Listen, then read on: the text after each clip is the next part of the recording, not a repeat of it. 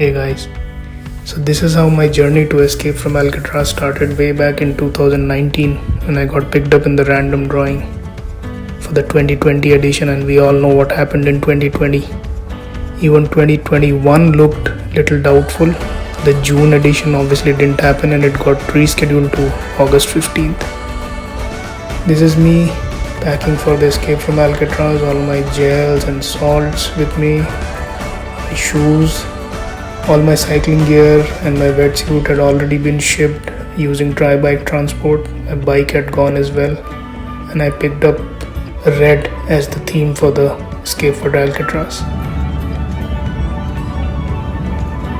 And obviously the flight, I was all masked. The Delta virus scare was still there. And we finally take off from Dallas. This is the hot summer Dallas takeoff. All the trees are there and suddenly the scene changes. We are in San Francisco. This is the San Francisco Bay by our side, and I think this was the first glimpse of San Francisco from the flight when we were landing in San Francisco. And yep, a few close-up shots. I think that's probably the San Francisco downtown that I can see.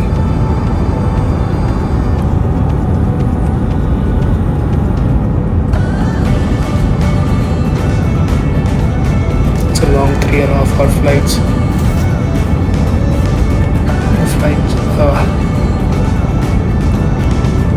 Yeah, this is where we're finally landing now. This was the second or third time I've flown into San Francisco, and it always surprises me how close to the bay the airport is. You almost feel like you're going to land in the water. This is the first night. This is my friend Duke, all the way back from Jaipur. We've known each other for very long now.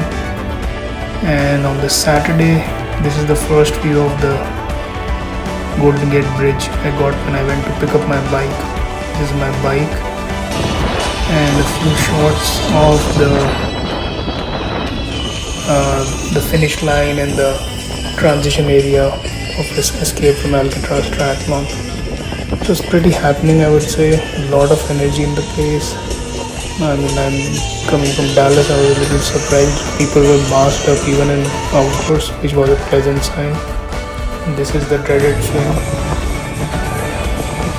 Few shots of the finish line that I hoped I would cross the very next day.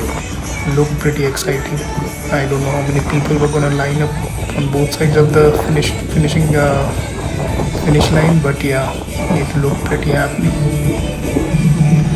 And once I got some glimpse of the finish line, I went for a small photo shoot. I got my picture clicked by this Escape. And by the way, this is my new t-shirt as well. My bike is all wrapped up, and I just did something touristy, trying to picture where will be dropped on Sunday, and how will I swim across this bay and make my way over to the swim exit. Yeah, that's the Alcatraz prison, and yeah, that's all the goodies loaded on me. Pretty scenic, I would say. I've never done such a scenic swim out of all the triathlons I've done. There is a lot of excitement about this swim because first, it's a real swim in the sea. I've done Galveston as well, but I don't think you can compare Galveston with the kind of choppy waters we were going to face here. So this was little intimidating, little exciting. I was really looking forward to the swim. It was going to be cold. The water was going to be cold. You had to wear a swimsuit.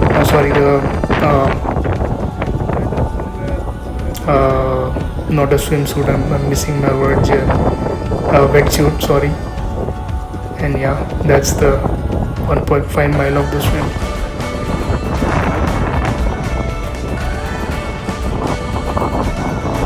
In the night, once I got back to the hotel, I was just checking the gear that I bought, I was very excited about this goggles. It has a amazing fit, like it does not fit on your each eye individually, rather it creates a vacuum across, like it encompasses both your eyes, and it was very comfortable. Felt so nice wearing this, and it costed me a fortune to buy this, but really felt worth the investment.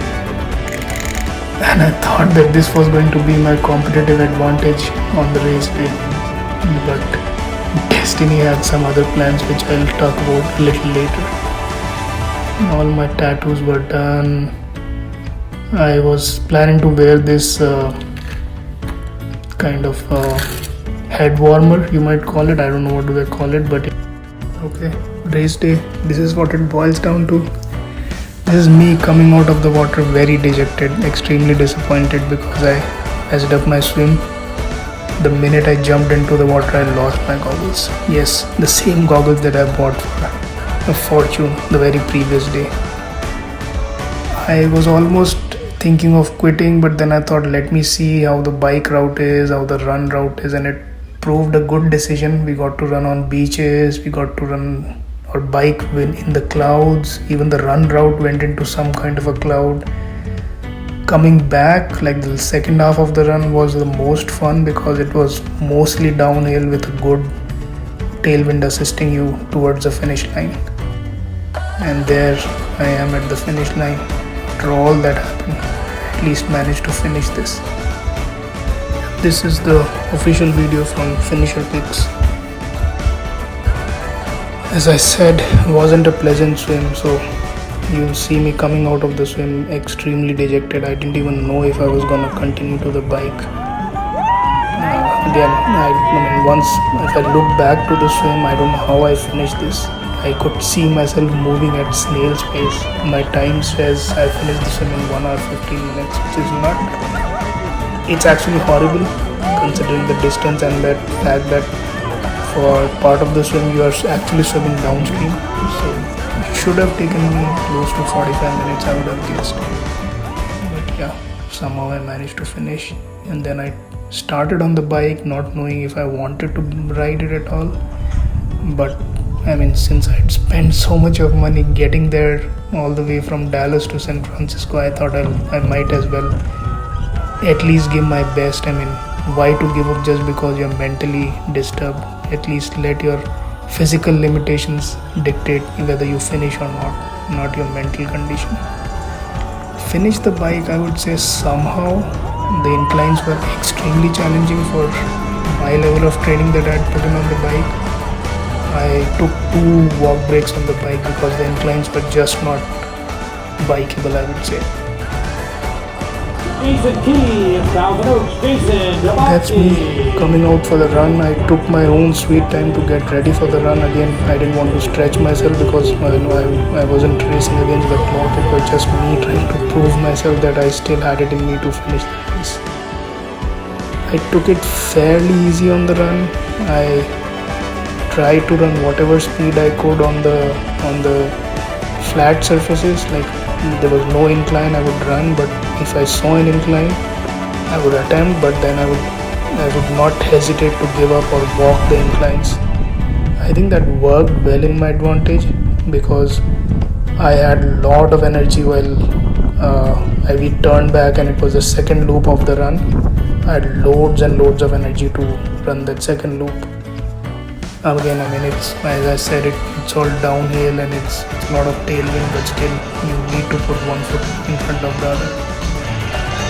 And after all that happened in the morning, yeah, this is me finishing around noon. I think it was around 12 noon that I finished.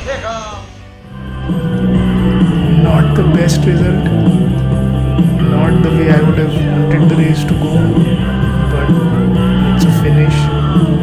I take it, and I think I won't shy away from giving a pat on my back for the fact that I didn't stop after the swim. I kept pushing myself, whatever speed, whatever pace I could. At least I didn't give up. That's the only consolation factor out of this race. Yeah, I finished, I got the medal, I came to finish the race, I did that. This was was a little embarrassing. I was so late to the finish that they were having. I thought they were taking down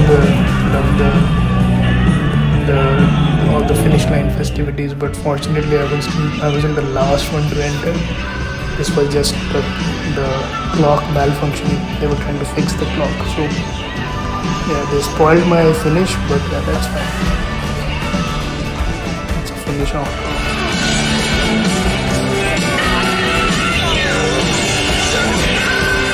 Whether I'll do this race again, is it next year? Definitely not. Don't rush into this, maybe 5 years down the line. And after the race, I caught up with Sandeep, I caught up with Gokul, and then over in San Ramon, I caught up with Amitabha, and finally met the last friend, Anupam. And that's the video, guys. Thank you.